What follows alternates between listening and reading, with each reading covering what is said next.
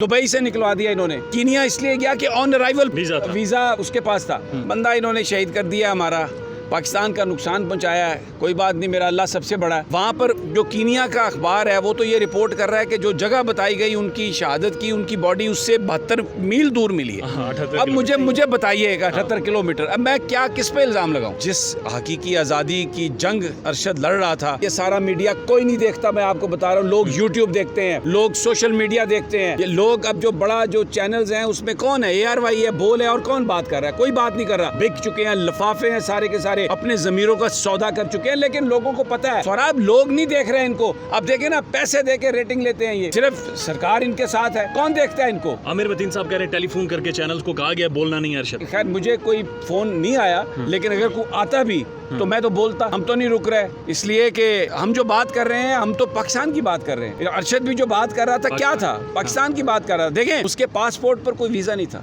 वो कीनिया में इसलिए मारा गया, कहीं नहीं जा सकता था।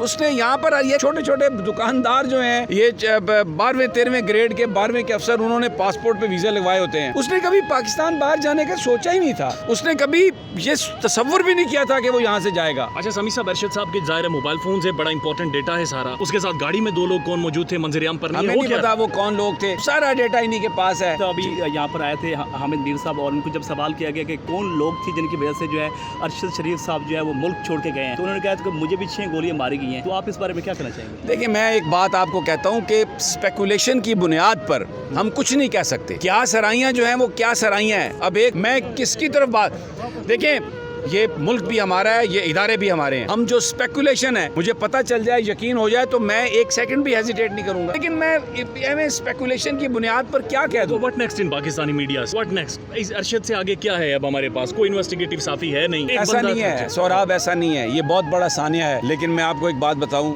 ये दुनिया चलती रहेगी, ये मेरे मौला की दुनिया है, और इसमें लोग आते रहेंगे, काफिले चलते रहेंगे। मुस्तकबिल में और हीरो होंगे और विलन होंगे। जो शम्मा अभी उसने जलाई है अपने खून से, वो इंशाल्लाह बड़ा एक शोला बनेगी। मुझे ये उम्मीद है।